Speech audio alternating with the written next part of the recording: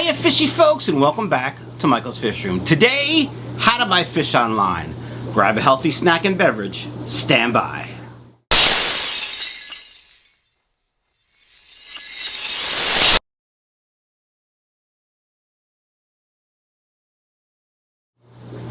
Alright folks, before we get into the topic today, do me a favor, hit that subscribe button if you haven't done so already. And of course, ding the notification bell so you know if I go live or release a new video.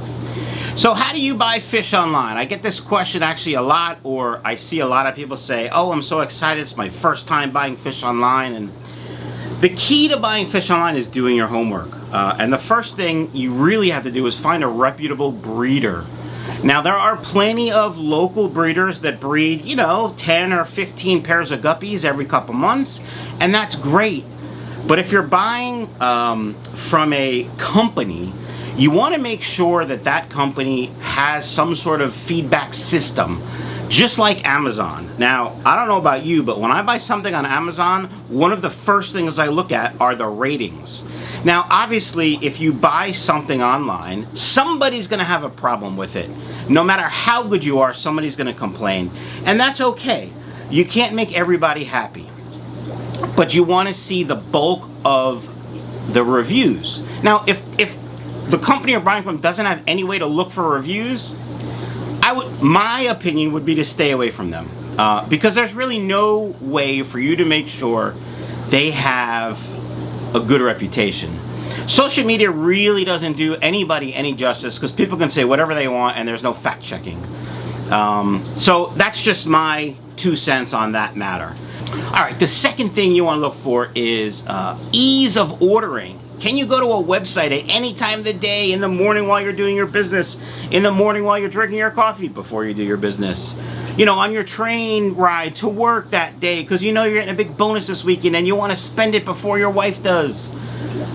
These are all things that, have to go through your head when you're buying fish online. How easy is it for me to give this person money so I can get beautiful guppies or plecos or whatever kind of fish?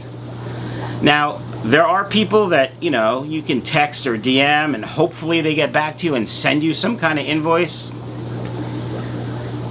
I guess if that's what you want to do, but, to me, that's really not a business. The other caveat to that is a brick and mortar. Now, a brick and mortar may not have a website because they have their store, so they might not really be an online retailer. They might be able to ship you fish. So if I'm fine. If it's a brick and mortar, pretty good bet that if you call them or email them, they'll respond to send you whatever you want. All right, so we have a reputable seller. We have ease of ordering. Now let's get to the nitty-gritty, the product itself. So there's a couple different things here, and there's a lot of talk online about imported guppies, right? So first let's talk about imported guppies. So as you know, as a hobbyist myself, I started the fish room to support my hobby like most people do. And it quickly turned into I want to make money because I like money. And while I really enjoy the aspect of breeding and building the fish room, quite frankly, I like making money. So that's what I do. I sell fish. About a year ago, it came to the point where I couldn't make enough fish to sell to you and make money. I was selling out everything I was breeding and not breeding fast enough, no matter what I did. So I turned to the import route. Now here's the thing with imported fish. If you import from overseas, there is a 99% chance that they are grown in salt water. Not marine water, but maybe brackish water we'll call it. And when you import guppies, if you don't salt the water, at least for a while to wean them off that, they will deteriorate very quickly. Now, when it comes to importers, there are 3 different kinds in my head, right? There's the flipper. Those are the people that they import fish, they hit their water, and they're selling them that day or the next day. No quarantine, no checking on health, no making sure that, they're not too weak from their journey 10,000 miles across the world. None of that. You want to stay away from those people. And those people you can find if they post on social media or if they have a YouTube channel and post they got these fish and then they put them on their website to sell that week, that's a problem. The second importer, if you will, is sort of like me. I import fish. I keep them in my fish room a minimum of 2 weeks. I watch them, I quarantine them, I medicate them. I'm fine. I try to wean them off the salt. And that's what I do, and that's how I try to maintain a good quality product for you guys. Now then there's the third kind, which is also a good kind. They might import 2 or 3 trios or pairs of a specific strain. They breed them in their water, and then they sell their offspring, and that's great. Now I do that too when I have all these guppies, like 3,000 guppies are gonna produce some babies. So I have babies in many imported tanks, and I'm growing those out as well to sell. And a good thing with that is you wanna make sure they breed true. But the guy that imports guppies and then breeds them, that's somebody you definitely wanna take a look at. Assuming that's exactly what they're doing. I know from personal experience, from one trio, if you get, say, 40 guppies, you might get 15 pair, and of those 15, only 10 are really good enough to sell. So just be careful. There are plenty of people out there that are saying that's what they're doing, and they're really not doing that. They're just importing. Now I import, and I'm very upfront about it. You can see in all my videos, here's what happens, here's my import, these didn't do well, these I'm gonna keep in quarantine for an extra 2 weeks because they didn't do well, whatever. So I'm very transparent with all that stuff, and that's what you want. You want to see transparency. The next thing you want to know about is shipping. How much does it cost? What method is used? How's it done? Can I track it? So let's answer some of those questions. How much does it cost? You want to know shipping costs up front. On my website I have 2 shipping costs, standard and expedited. Standard is either priority or UPS ground or second day air, depending on the cost. I'm fine. And then expedited, which is usually UPS next day air delivery. If you're gonna pay $50 for fish, whether it's 2 or 4 or 8 or whatever fish, I want you to have those fish as fast as humanly possible, which is really UPS next day air. Usually it's delivered by 10 or 11 a.m. the next day. So what about method? Does the shipper take the fish, throw them in a Ziploc bag, put it in a box, put some Scotch tape on it, and ship it? Or, you know, are the fish fasted for a certain amount of time? I fast my fish for a minimum of 48 hours, usually longer though. And the reason I do that is because what usually kills fish in shipment is ammonia in the bag, because they're peeing and pooping causing ammonia, and there's no beneficial bacteria to, you know, convert that. So the other thing that kills fish usually is cold or temperature, but usually cold. And that could be heat pack fails, not the fault of the shipper or the buyer, right, or the carrier. It could be, you know, there could be a change in weather, or the weather wasn't calculated from one location to the next. Like when I ship, I have to think about, okay, it's 50 degrees here, but it's going to go to California, or it might be 80. Or it might go to, you know, someplace where it's cold and it's warm where I am and cold where they are. You got to think about that when you ship. In the box, is there insulation, whether it's styrofoam insulation or blown-in insulation, or even just newspaper, something for insulation, not installation, insulation. Are heat packs included, or is it extra? I always found that when someone said if you want a heat pack, it's X amount extra, it's like nickel and diming the customer. Like, come on, it's shipping. Included in your shipping cost, and boom, then you can do it if they need it. What else? Tracking. Can you get tracking? You know, if you buy from a breeder and they ship you fish, more than likely they're going to use PayPal. They're going to ship through PayPal, so you're going to get that information. If you buy from somebody with a website, hopefully they're probably going to use PayPal also. I use PayPal. And then my shipping software will send the customer an email with tracking, when I print the label, with tracking, and when it arrives. And I think that's great, so you know. That pretty much does it for shipping. Now let's talk about when the fish arrive, what do you do? Well, I always recommend the plop and drop method for fish that are shipped. And simply what that is you don't open the bag and put a little water from the tank in every 15 minutes and get them acclimated to your water, because ammonia builds up in the bag and can change the pH when you open it, and that's really bad for the fish. Now, if the fish are in the bag for say 24 hours because you went with the expedited shipping and it's overnight, it's not so bad. But if you do standard and it's 3, 4, 5 days even, that's when it's bad. So you got to be careful. Oh, one more thing about shipping. Does the shipper use polyfilter in their bags? Now this is polyfilter. I get this from Keith at KJE Aquatics or on Amazon. I'll put a link down below for Keith and for Amazon if you're interested.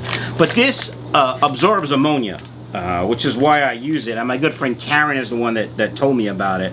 And so what that does is gives the fish a better chance of survival especially if they're in shipping for an extended period of time. So it absorbs ammonia, so they're not going to get ammonia burn, get sick, that kind of stuff.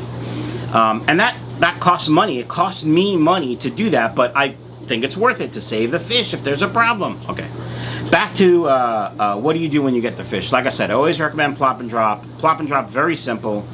You take the fish out of the box that they've come in, you put them in the bag, in the tank that they're going in, and that will temperature acclimatize them. After the temperatures are about the same, you take that bag out, you set up a net over a bucket, you open the bag, pour the fish and water into that net. All the water goes into the bucket, the fish are in the net, you take the fish, boom, put them in the tank, plop and drop. Basic 1, 2, 3. Simple and easy. Now, what do you do? That's the next question. I personally don't usually feed them right away, nor do I medicate them right away. I let them check out their tank, get acclimatized to the tank, and maybe 12 hours later or the next day is when I start to medicate them. I will feed them that day because they're probably hungry. Now, let's think about, you get these fish and they look tired or they look sluggish. They just traveled in the dark for at least 24 hours, but sometimes for 3 or 4 days. I'm fine. So let them, get rested. Check them in the morning. You might see what appears to be internal parasites because their poop looks like it's white. It's probably not an internal parasite. It could be, but it's probably just an empty poop casing because, if the shipper's done their job, they've been fasted for 2 or 3 days, and so now they're pooping, but there's nothing to poop out, right? So that happens too. So if you notice that, don't automatically assume it's internal parasites. Look at the fish, see what they look like. Are they really skinny? Hopefully not. If they're really skinny though, feed them for a day or two because they could be skinny because they haven't been fed for 2 or 3 days, huh? Gotta think about that. What if you see something like Colmenares or another fungus? Don't automatically assume that the shipper sent you that sick fish. It's very possible stress from shipping brought out a disease, ick or Colmenares or whatever. Certainly let the shipper know, but again, probably not their fault. Could be, but probably not. So just treat it, just take care of it. I always recommend quarantining every fish you get, no matter where you get it from, whether it's me or Petco or say Tamed Waters, somewhere who takes care of fish. I always quarantine, always. Even when I buy fish from Super Breeder Doug, I quarantine them.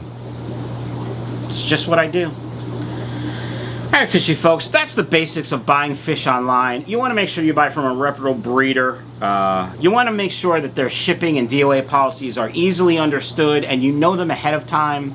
As an example, I don't offer a DOA guarantee on anything other than expedited shipping. And that's simply because I can't trust the shippers right now with COVID and all that stuff. Now, as it gets warmer and it's easier on the fish for shipping, I will probably change that.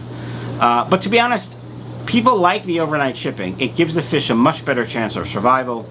And not that fish die a lot in shipping, but it does happen.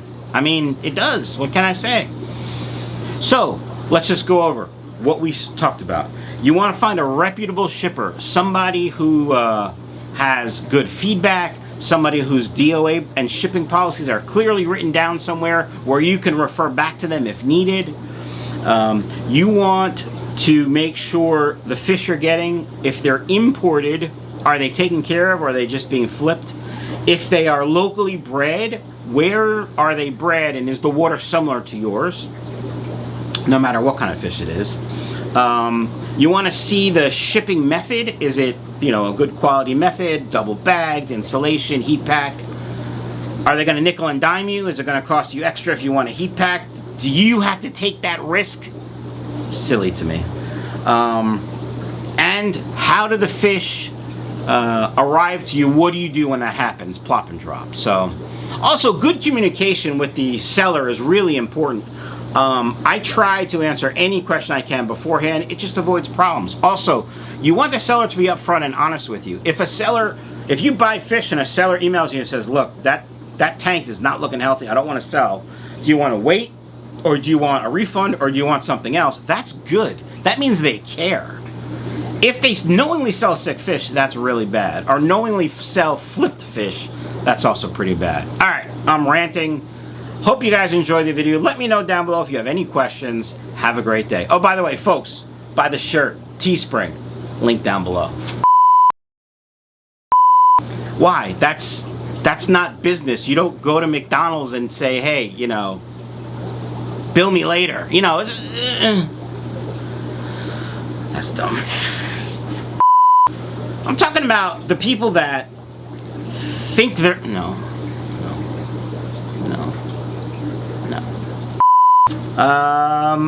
Yeah, I'm saying too much.